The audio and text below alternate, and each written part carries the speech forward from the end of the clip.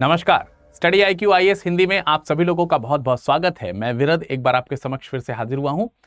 दोस्तों, आज के हिस्ट्री ऑन मैप की शुरुआत करेंगे, लेकिन उससे पहले आप लोगों को एक महत्वपूर्ण जानकारी दे देना चाहता हूं।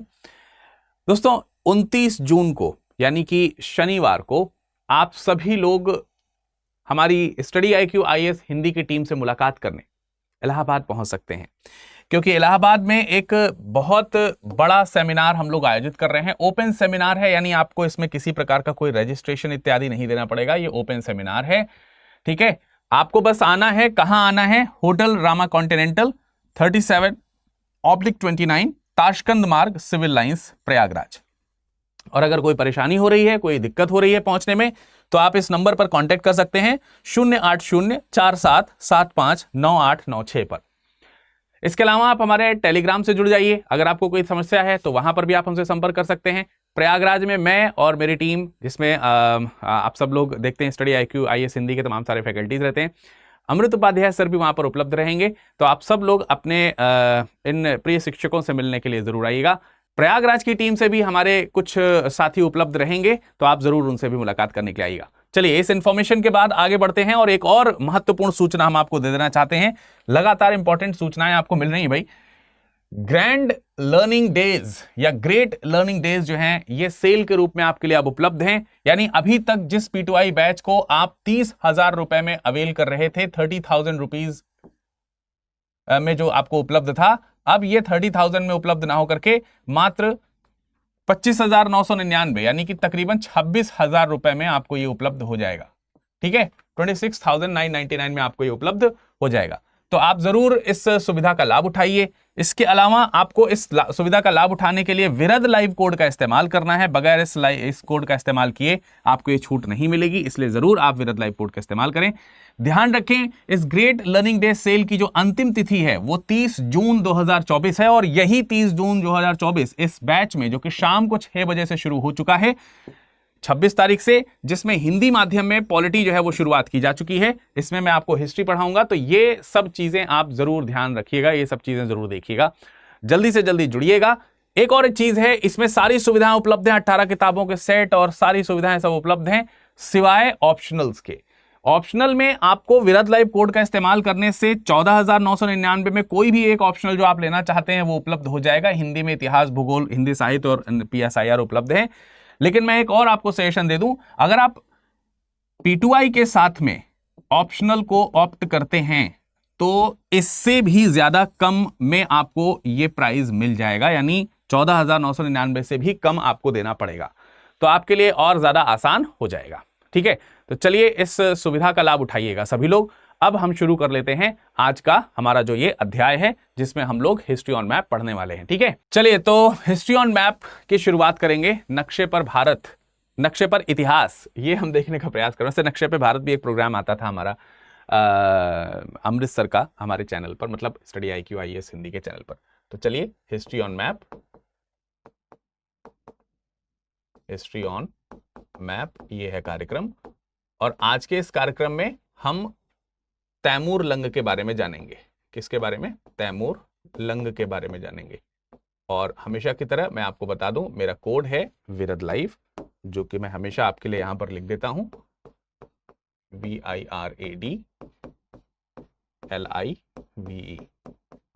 इस कोड का इस्तेमाल करके आप स्टडी IQ पर कुछ भी परचेज करना चाहते हैं, मैक्सिमम डिस्काउंट पाना चाहते हैं, बिना किसी झिझक के, बिना किसी क्वेरी के आप इस कोड को लगा दीजिए, मैक्सिमम डिस्काउंट आपको मिल जाएगा। चलिए, तो जब मैं बात करता हूं कि आज हमको तैमूर लंग के बारे में पढ़ना है, तो एक क्रूर शासक की छवि निस्संदेह आपके दिमाग में छप जाती है, और छपनी भी चाहिए, इसमें कोई संदेह नहीं है। कई सारे आक्रांताओं ने भारत पर आक्रमण किया, कुछ ने यहां का राज्य पाने के लिए, तो कुछ ने यहां की धन दौलत बटोरने के लिए। अलग अलग मंशा से आने वाले इन आक्रमणकारियों में एक आक्रमणकारी तैमूर लंग भी है।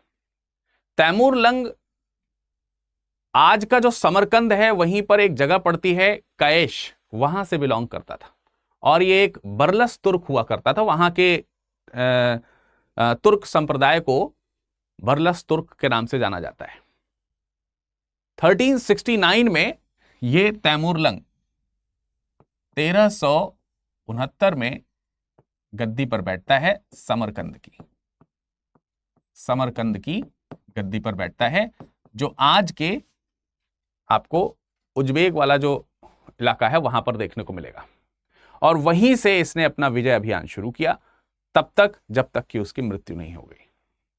अपनी मृत्यु से पहले उसने मध्य एशिया और पश्चिमी कुछ एरियाज में लगातार अपनी विजय अभियान चलाया है, जिसमें पर्शिया, मेसोपोटामिया, ख्वारिज्म और तुर्की जो साम्राज्य है उन सब को अपने साम्राज्य के अधीन मिला लिया था। और फिर इसने पूर्व की तरफ भारत की ओर बढ़ने का प्रयास किया। भारत की ओर जब वो बढ़ने का प्रयास करेगा तो उसके पीछे कई सारे लॉजिक्स होंगे, कारण होंगे। जैसे एक तो उसका पूर्व का विजय, यानी कि भारत को विजित करना चाहता है, अभिलाषा है उसकी। भारत के धनाढ्यता उसे आकर्षित करती है, धन यहां से बटोरना चाहता है।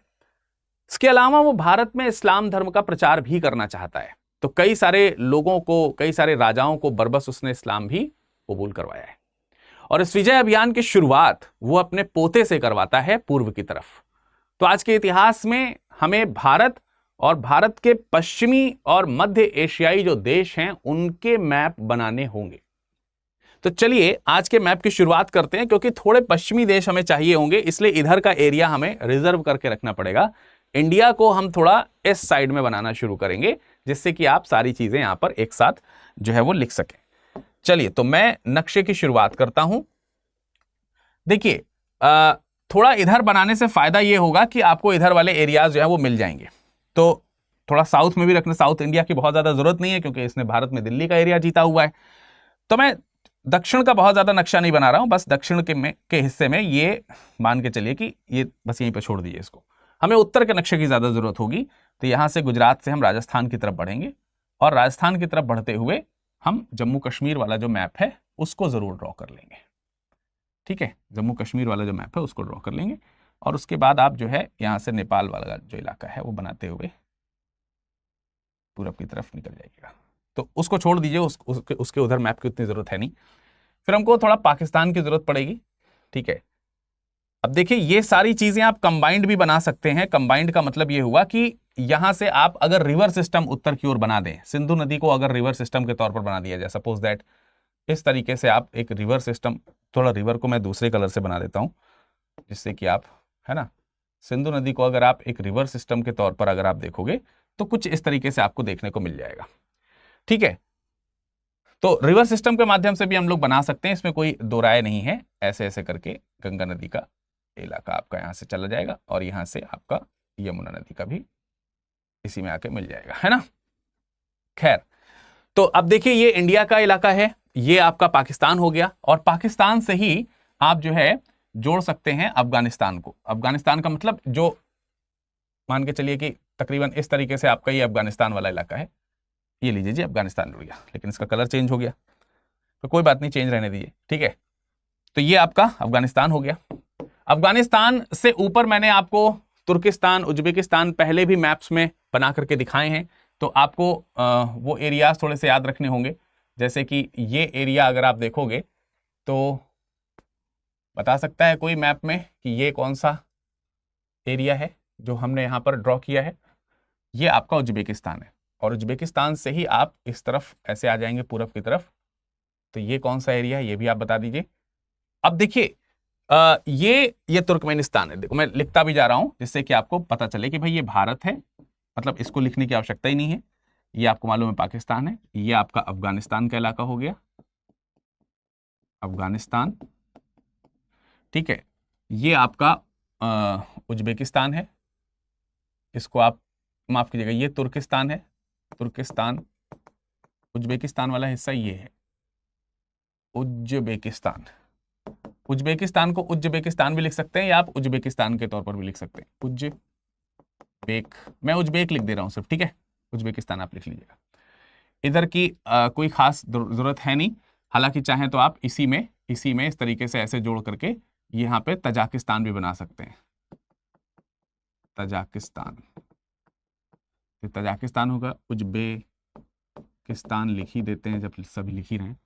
एक और चीज आपको ध्यान रखनी है कि ये जो इलाका है इसी में अगर आप यहां से इस तरीके से नक्शे को अगर आप जोड़ देंगे ऐसे करके समथिंग, तो ये जो एरिया बना है ये एरिया आपका ईरान है। ये एरिया कौन सा है? ईरान। और इसी में आप छोटा सा हिस्सा यहां पर जोड़ दीजिए, तो ये हिस्सा आपका किसका हो गया? ये आपका हिस्सा हो जाएगा इराक का, इराक। ठीक है। और इसी में अगर आप ऐसे करके ये तकरीबन आप इस तरीके का हिस्सा आप जोड़ दीजिए, ये जो हिस्सा है ये हिस्सा अगर आप जोड़ देंगे यहां पर ऐसे, तो ये हिस्सा जो है आपका कोई और नहीं है बल्कि तुर्की है, तुर्की। तो भाई तकरीबन मैंने आपको यहां पर मैप्स जो हैं वो बना करके दिखा दिए हैं।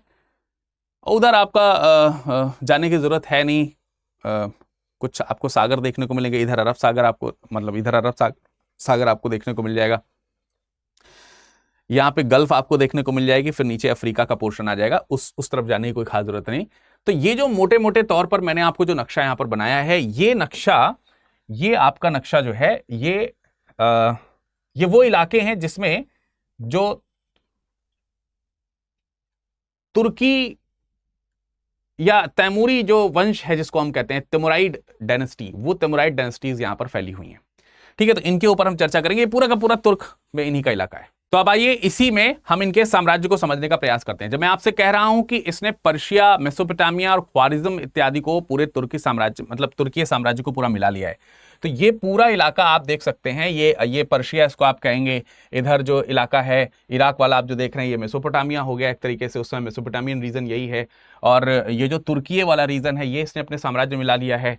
इसके अलावा ये उज्बेकिस्तान से लेकर के सारे इलाके तो उसके हैं ही, साथ ही साथ ख्वारिज्म का रीजन भी आपको यहीं पर देखने को मिलेगा, जिसमें ये जो रीजन है थोड़ा अफगानिस्तान, ये सब यहाँ का रीजन जो है आप ख्वारिज्म का मान सकते हैं। मैं लिख देता हूँ कुछ इसमें, मान के चलिए कि समथिंग हियर वेयर, ये आपका ख्वारिज्म है।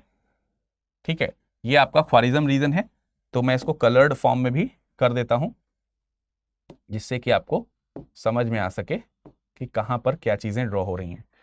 ठीक है, ये तकरीबन आपका ख्वारिज्म प्रदेश है, तो आप इसमें ख्वारिज्म लिख सकते हैं, ख्वारिज्म, ख्वारिज्म। तो ख्वारिज्म इसके पास में है। ये इराक वाला जो इलाका है, ये पर्शिया वाला जो इलाका है, ये पूरा का पूरा ये आपका, इसको आप लिख सकते हैं पर्शिया, पर्शिया का पूरा रीजन जो है ये इसके अधिकार क्षेत्र में है। इसके बाद आप यहां पर आकर के ये वाला रीजन देख लीजिए। तो ये रीजन जो है आपका कौन सा हो गया? ये आपका रीजन हो गया, इसको आप मेसोपोटामिया लिख दीजिए। मेसोपोटामिया का जो क्षेत्र है ये इन्होंने पूरा हिस्सा जो है मिला लिया है। तो बड़े बड़े रीजन, और तुर्की है तो ये पूरा है ही, तो इसमें लिखने की कोई आवश्यकता अलग से हमको बहुत ज्यादा पड़ती नहीं है, लेकिन फिर भी यहां पर हम इसको ड्रॉ कर देते हैं। तो ये तो क्षेत्र आपको देखने को मिलेंगे ही जहां पर उसने अपने साम्राज्य का विस्तार किया है, लगातार एक बड़े साम्राज्य का जहां पर ये विस्तार करते हुए दिखाई देते हैं, है ना। तो ये एरियाज तो आपको मिलेंगे ही मिलेंगे। ठीक है, तो अब देखिए ये जो एरियाज हैं जो आपको मिल रहे हैं यहां पर, इनको तो आपको ध्यान रखना ही रखना है। अब मैं आपको इनके भारत की तरफ बढ़ने की जो कहानी है, आइए उसके ऊपर भी कुछ चीजें बताने की शुरुआत करते हैं। सबसे पहले इसका एक ग्रैंडसन है जिसका नाम है पीर मोहम्मद। पीर मोहम्मद जो है वो पूर्व की तरफ बढ़ना शुरू होता है। तो कहानी शुरू होगी हमारी पीर मोहम्मद से। कहानी शुरू होगी हमारी किससे? पीर मोहम्मद से। पीर मोहम्मद कौन है? पीर मोहम्मद जो है वो तैमूर का ग्रैंडसन है, पोता है, यानी कि पौत्र जिसको कह सकते हैं, पौत्र या पोता एक ही बात है, ग्रैंडसन है। और पीर मोहम्मद को कहा गया है कि तुम ईस्ट की तरफ जाओ। ये ईस्ट की तरफ आगे बढ़ते हैं और ईस्ट की तरफ आगे बढ़ते हुए मुल्तान और उच्छ पर इन्होंने अधिकार कर लिया है। तो यहीं कहीं आपको यहां पर, ये तकरीबन आपको यहां कहीं सिंध का जो एरिया है इसमें आपको यहां पर उच्च देखने को मिलेगा। मैं छोटा सा लिख दे रहा हूं यहां पर उच्च, और यहां पर कहीं पर पास में ही मुल्तान। तो ये क्या करते हैं कि जो इनका जो ग्रैंडसन है पीर मोहम्मद, ये पीर मोहम्मद ये उच्च की तरफ और मुल्तान की तरफ जाकर के अटैक करते हैं।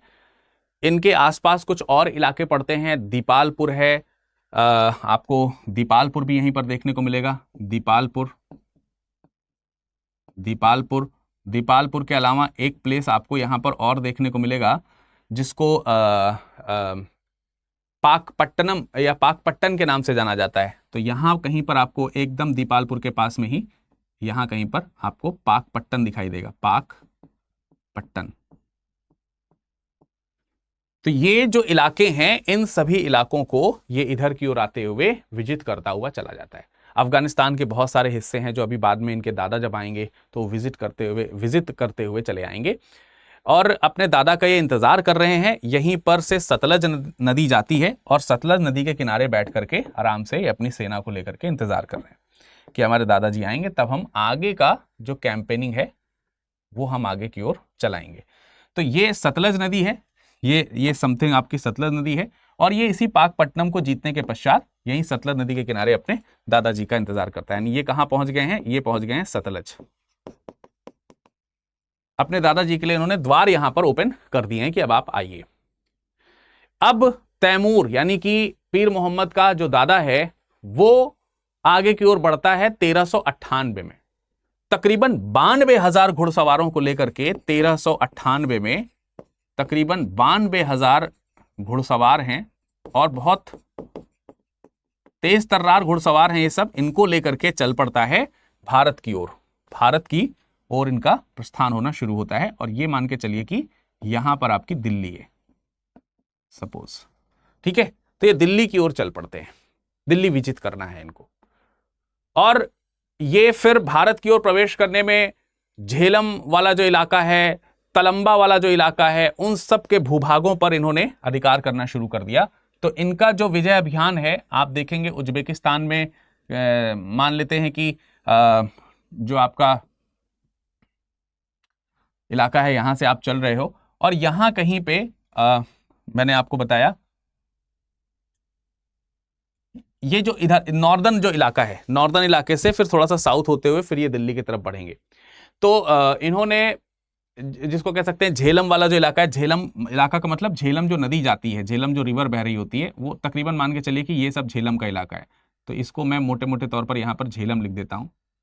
झेलम, झेलम का इलाका है। इसी झेलम के इलाके के थोड़ा सा नीचे जब आप आएंगे तो यहाँ पे तलंबा आपको दिखाई देगा, ठीक है। ये पूरा झेलम का इलाका जो है इन्होंने जीत लिया है। ये पूरा का पूरा झेलम का इलाका है, यहाँ से यहाँ तक ये सब पूरा इलाका इन्होंने जीता है, ठीक है। यहीं से आप थोड़ा सा साउथ में आओगे अंदर की ओर तो यहीं पर आपको तलंबा देखने को मिलेगा। तलंबा, तलंबा का इलाका इन्होंने जीता हुआ है।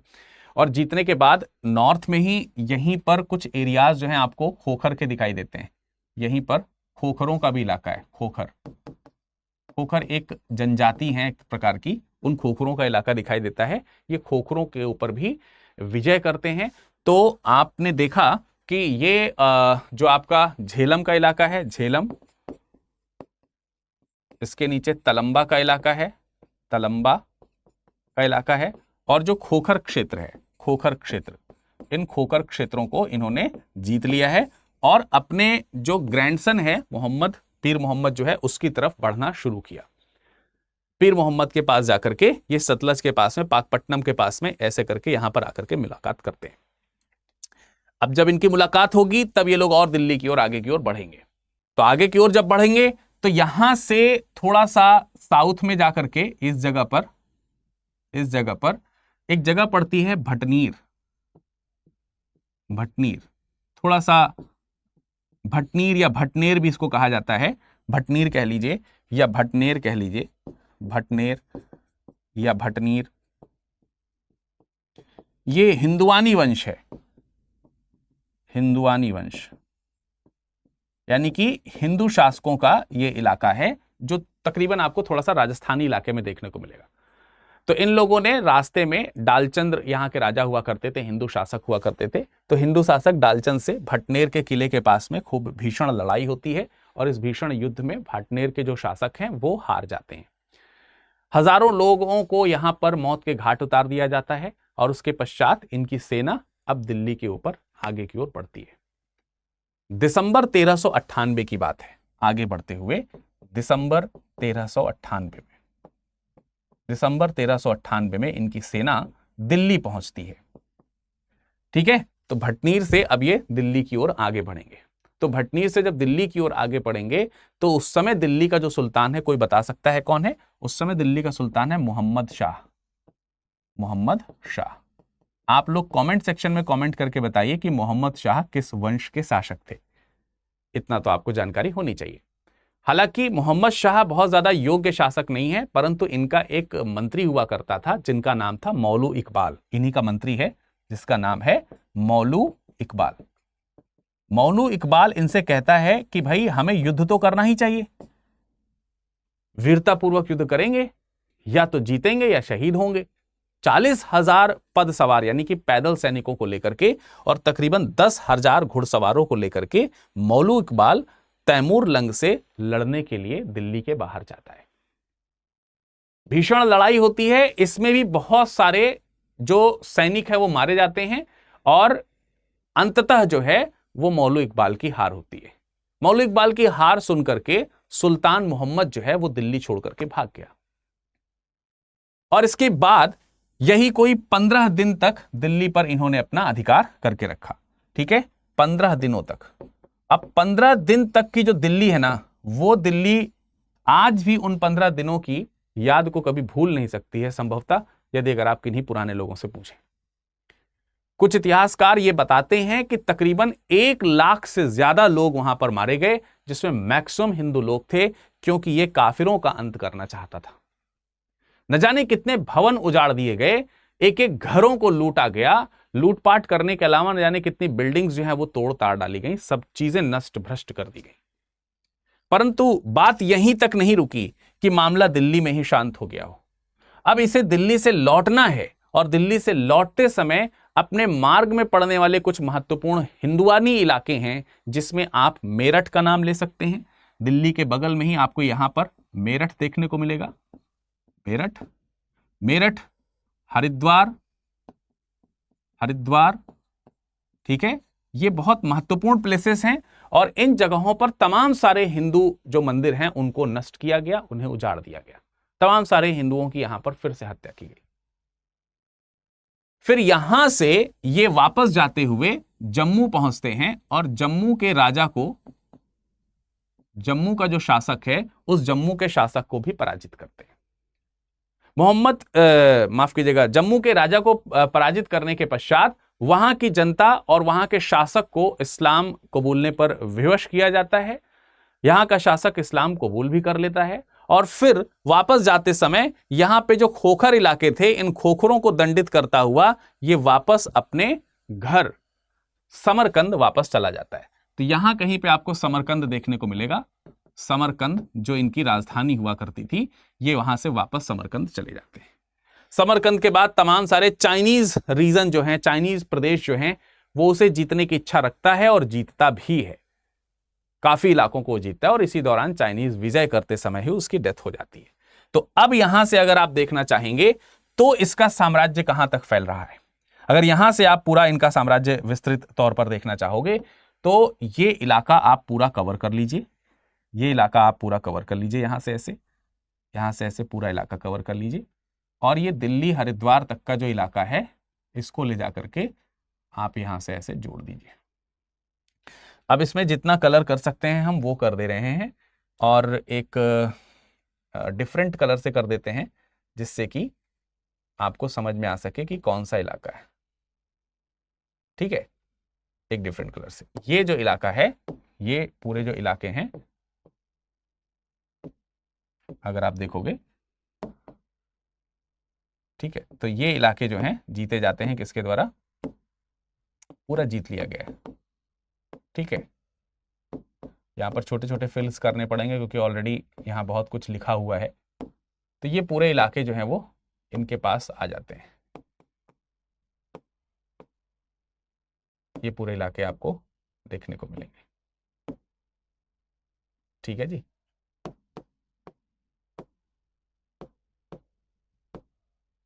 ये पूरे इलाके आपको देखने को मिल रहे हैं कि यहाँ पर विजित कर लिया गया है। ये पूरे एरियाज मतलब जीत लिए जाते हैं। अब इनके ऊपर भी मैं कवर कर दे रहा हूँ, कलर कर दे रहा हूँ, आप लोग देख लीजिएगा। इसमें कोई ऐसी बात नहीं है। ये पूरा समरकंद इलाका तो है ही, ये सब पूरा तो इलाका इनके पास है ही, तुर्किस्तान है, तजाकिस्तान है, सब इन्होंने जीता है, ये सब प्राप्त किया है।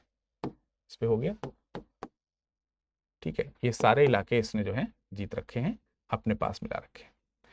तो ये पूरा का पूरा हिस्सा मैं इनको भी थोड़ा सा डार्क कर देता हूं, जिससे कि आप लोग इनको भी पहचान सकें, ठीक है।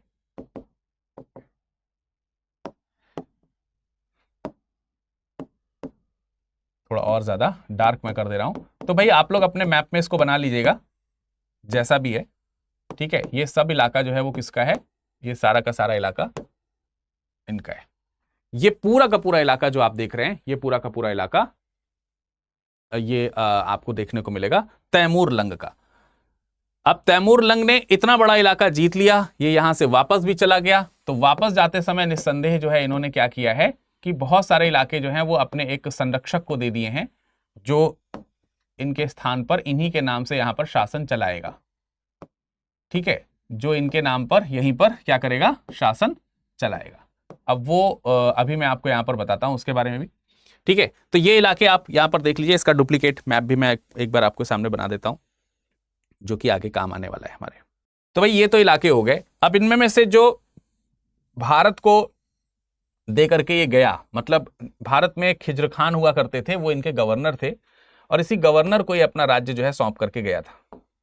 इसी गवर्नर को ये अपना राज्य सौंप करके गया था। तो अगला यहां पर हम जो शासन का जो नाम लिख सकते हैं या शासक का नाम लिख सकते हैं, वो आप खिज्र खान लिख लो, ठीक है। तो इन्होंने क्या किया, खिज्र खान को यहां का गवर्नर नियुक्त किया, खिज्र खान। अब देखिए खिज्र खान जो है, इनको पंजाब का जो क्षेत्र इन्होंने जीता हुआ है उस एरिया का गवर्नर अपॉइंट किया है, और इन्होंने पंजाब के साथ साथ दिल्ली में भी शासन किया।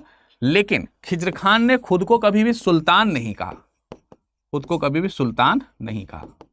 तो फिर किस तरह से शासन किया है इसने, जो तैमूर है, तैमूर उसी के एक रिप्रेजेंटेटिव यानी कि उसी के उत्तराधिकारी के तौर पर, या उसी के हम कह सकते हैं कि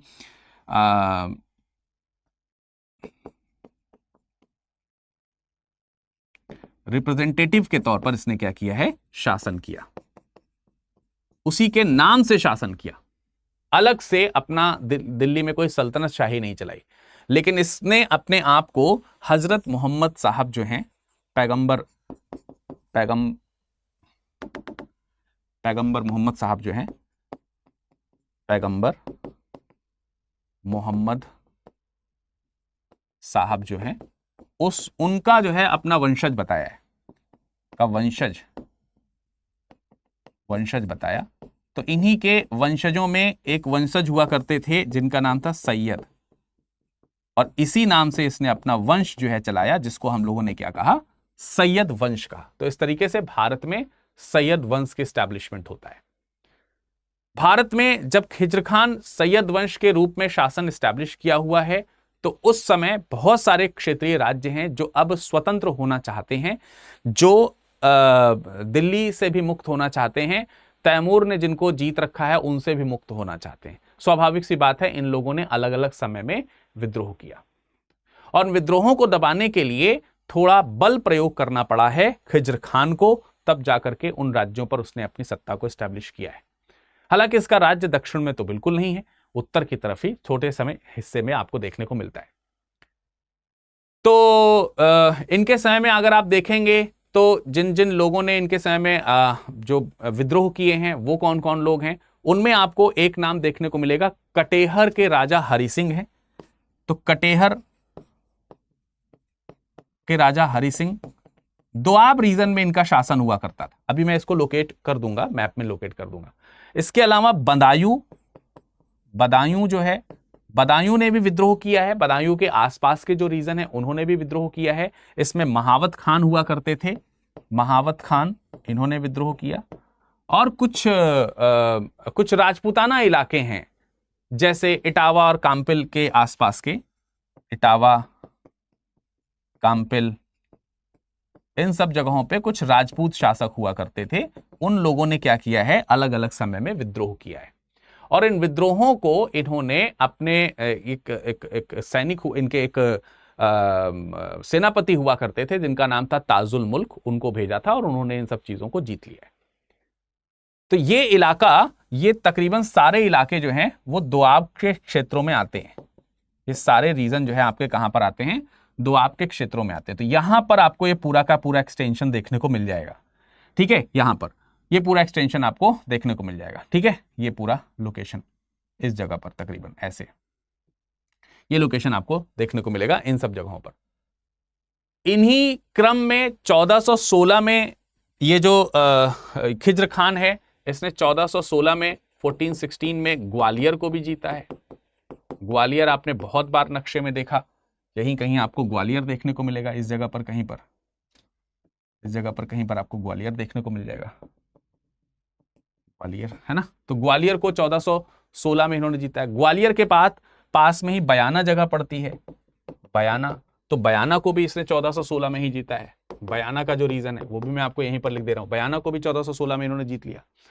इसी तरीके से 1419 के आसपास पंजाब में माफ कीजिएगा, हाँ, पंजाब में जो है ये जगह पड़ती है सरहिंद, तो सरहिंद को भी इन्होंने जीता हुआ है। तो आप सरहिंद जो है वो यहां कहीं देख सकते हैं, सरहिंद जो है आपको यहां कहीं देखने को मिल सकता है। एक मिनट, ये पंजाब का इलाका है, यहां पे कहीं सरहिंद आपको देखने को मिलेगा। तो इन्होंने सरहिंद को भी जीता है 1419 में, सरहिंद को जीत लिया, सरहिंद पर विजय प्राप्त करी है, ठीक है। सरहिंद पर अपना पूरा का पूरा इलाका जो है इन्होंने जीता हुआ है। इसके अलावा पश्चिम में 1412 में गुजरात का जो शासन है, गुजरात 1412 में इस गुजरात पर भी विजय हासिल करी है। तो ये अपना इलाका इस जगहों पर जीतते हुए आगे की ओर बढ़ते हैं। तो इनके एक तो सेनापति हुआ करते थे ताजुल मुल्क, उन्होंने कुछ इलाके जीते हैं। एक और दूसरा सेनापति हुआ करता था जिसका नाम था सर्ग खान, तो सर्ग खान ने कुछ इलाके इनको जीत करके दिए थे। ऐसे करके जैसे बयाना है, गुजरात है और आपका जो है ग्वालियर है, इन सब के राजाओं को पराजित करके इनसे जो है वार्षिक कर भी इन्होंने वसूला है। बाकी इस पूरे एरिया से जो भी रेवेन्यू ये प्राप्त करते थे, उस रेवेन्यू को खिराज के तौर पर ये तैमूर लंग को भेजा भी करते थे। इससे ये साबित होता है कि तैमूर का जो वंश है उसी के रूप में ये भारत में शासन चला रहे हैं। तो इस तरीके से आप देखेंगे कि ये जो कुछ इलाके हैं, ये जो कुछ इलाके हैं वो इनके राज्य में और ऐड हो जाएंगे, जो आगे चल करके हम ये कह सकते हैं जिनको कि भारत में सुल्तान शाही को इन्होंने यहां पर प्रमोट किया होगा और इस इलाके को और अपनाया होगा, इस इलाके को और जीत लिया होगा। ठीक है जी, बात समझ में आई। तो ये कुछ इलाके हैं जो इनके कब्जे में और आ गए हैं, और ये आपको इलाके किसके देखने को मिल रहे हैं, ये इलाके आपको देखने को मिल रहे हैं खिज्र खान के। और दिल्ली तो है ही, मतलब ऑलमोस्ट दिल्ली वाला इलाका तो इसमें आएगा ही। तो खिज्र खान का इसमें शासन आपको यहां पर और देखने को मिलेगा। तो भाई ये है आज का हिस्ट्री ऑन मैप, जिसमें मैंने आप लोगों को ये तमाम सारी चीजें बताई, ये तमाम चीजें समझाने का प्रयास किया। जाने से पहले एक महत्वपूर्ण सूचना मैं आप लोगों को दे देना चाहता हूं, और वो महत्वपूर्ण सूचना ये है कि भाई आप सब लोगों के लिए एक शानदार सेल जो है वो ओपन करी गई है, जिसको हम लोग ग्रेट लर्निंग डेज सेल के रूप में जान रहे हैं। P2I बैच में एडमिशन अगर आप लेते हैं, P2I में अगर आप एडमिशन लेते हैं और 2025-2026 को अगर आप टारगेट कर रहे हैं, तो ये निश्चित रूप से बहुत सही समय है। इस बैच में एडमिशन लेने के लिए अंतिम तिथि जो है वो 30 जून है, और यही 30 जून इसकी वैलिडिटी की भी अंतिम तिथि है इस ऑफर की। तो आपको ये बैच मात्र 25,999 में मिल जाएगा। हिंदी में 26 तारीख से यानी कि 26 जून से इस बैच की शुरुआत शाम को 6 बजे हुई है, पॉलिटी विषय के साथ में, तो जरूर इससे जुड़िए। इसके अलावा अगर आप ऑप्शनल में कोई भी ऑप्शनल लेना चाहते हैं, हिंदी में 4 ऑप्शनल हैं, एक PSIR है, एक हिंदी साहित्य है, एक भूगोल है और इतिहास है। इसमें से कोई भी ऑप्शनल लेना चाहते हैं तो जरूर ले लीजिए। विरद लाइव कोड के इस्तेमाल से 14,999 में ये उपलब्ध हो जाएगा। और अंत में एक चीज और, आप सभी लोगों के लिए एक सेमिनार आयोजित किया गया है प्रयागराज में। आप सब लोग प्रयागराज में मुलाकात कीजिएगा, आपका इंतजार रहेगा। 29 जून सुबह 11 बजे, 29 जून की सुबह 11 बजे, और जगह है होटल रामा कॉन्टिनेंटल। आपको वहां पर एक सेमिनार हॉल मिलेगा, आप वहां पर पहुंचिएगा। इसका पता है 37/29 ताशकंद मार्ग, सिविल लाइंस। किसी भी प्रकार की परेशानी हो रही है तो आप हमें इन नंबर पर कांटेक्ट कर सकते हैं, या फिर आप हमें लिख सकते हैं हमारे ईमेल एड्रेस पर। हमारा ईमेल है virad.dube, इसके आगे @studiiq.com लगाइए तो ये हमारा ईमेल आईडी हो जाएगा, और इसी नाम से आप हमें टेलीग्राम या फिर इंस्टाग्राम में भी खोज सकते हैं। तो चलिए भाई, आज के सफर में फिलहाल इतना ही। कल फिर आप सब लोगों के सामने नया चैप्टर लेकर के लोधी वंश का हिस्ट्री ऑन मैप आपको दिखाने का प्रयास करूंगा। अपना ख्याल रखिएगा, मैप अच्छे से बनाते रहिएगा, लोकेशंस अच्छे से ध्यान से देखते पढ़ते रहिएगा। आपका समय शुभ हो। धन्यवाद।